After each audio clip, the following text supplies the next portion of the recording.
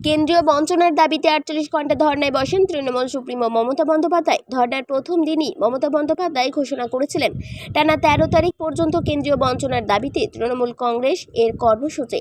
গতকাল শেষ হয়েছে তৃণমূল সুপ্রিমোর ধর্না। পূর্ব নির্ধারিত কর্মসূচি অনুযায়ী রবিবার সকাল থেকে এই একই মঞ্চে তৃণমূল যুব কংগ্রেস ধর্নায় বসেন সায়নী ঘোষের নেতৃত্বে। উপস্থিত ছিলেন প্রিয়দর্শিনী ঘোষ সহ অন্যান্য যুব কংগ্রেসের নেতৃত্বরাও।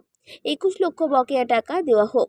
নাম না করে বিজেপি সাংসদদের উদ্দেশ্যে সায়নী ঘোষ বলেন, বাংলার ভুল না ধরে সংসদরা কেন্দ্রের সঙ্গে কথা বলে বাংলার মানুষের ন্যায্য টাকা ফিরিয়ে দেওয়ার ব্যবস্থা করে দিতে পারেন, কিন্তু তারা তা না করে বিরোধিতা করে যায়।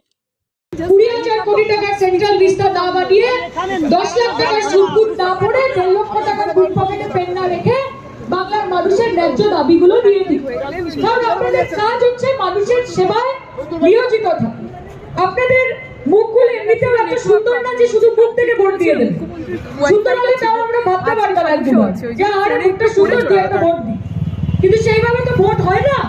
আর ভোট যদি হতো তাও আপনারা পেতেন না। তাই আপনাদেরকে আমাদের অনুরোধ, আগামী দিনে যতটুকু দায়িত্ব ২ মাস ৩ মাস আপনাদের বাকি আছে, যদি পারেন বাংলার মানুষের হয়ে রাস্তায় নামুন, তাদের আন্দোলনের সঙ্গে শামিল হন। কথায় বলে যে हम आह भी करते हैं तो हो जाते हैं बदनाम, वो कत्ल भी करते हैं तो चर्चा नहीं होता। মানে আমরা যদি কিচ্ছু করে দিই তাতে অনেক বড় বড় কথা হচ্ছে, কিন্তু চারিদিকে যেই তামাশাটা নরেন্দ্র মোদী সরকার চালিয়ে যাচ্ছে গোটা দেশব্যাপী, সেটা নিয়ে যদি আপনি কথা বলতে যান তাহলে আপনার বাড়িতে রেড হবে, তাহলে আপনাকে সেন্ট্রাল এজেন্সি ডাকবে, তাহলে আপনাকে অত্যাচারিত হতে হবে, আপনাকে চোর বলা হবে, আপনাকে তোলাবাজ বলা হবে। কেন? কারণ আপনারা বিজেপি যারা নিজেদেরকে সর্বশক্তিমান মনে করে তাদের বিরুদ্ধে কথা বলছে। ধর্মকে ঠেকেদার মানে ফির রহে হ্যায় সব। ওনারা ভাবছেন যে ওপরে ঈশ্বর রয়েছে আর নিচে রয়েছে নরেন্দ্র মোদী, এবং ঈশ্বরের সঙ্গে যদি আপনাকে যোগাযোগ স্থাপন করতে হয় তাহলে ওনাকে মাধ্যম করে আপনাকে পৌঁছতে হবে।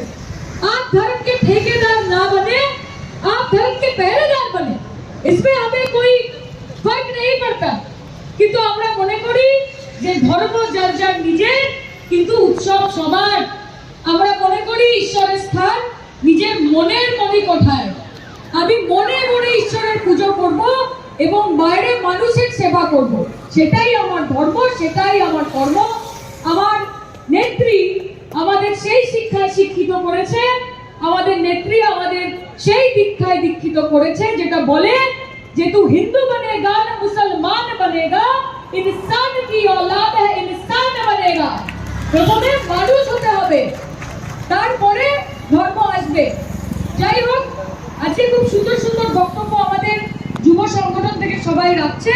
আমাদের সিনিয়র নেতৃত্বরাও এখানে উপস্থিত হয়েছেন, আমাদের মনের জোর বাড়াচ্ছেন। আমি আগেও বলেছি, মাননীয় সাংসদ বক্তব্য রেখেছেন, পৌরপিতা পৌরমাতারা রয়েছেন, তারাও নিজেদের অভিব্যক্তি আমাদের সঙ্গে শেয়ার করবেন। আমি গোলাম রব্বানী সাহেব এসেছেন, ওনার সঙ্গে আমার দেখা হলো, অত্যন্ত ধন্যবাদ আজকে আমাদের সঙ্গে এখানে যোগ দেওয়ার জন্য।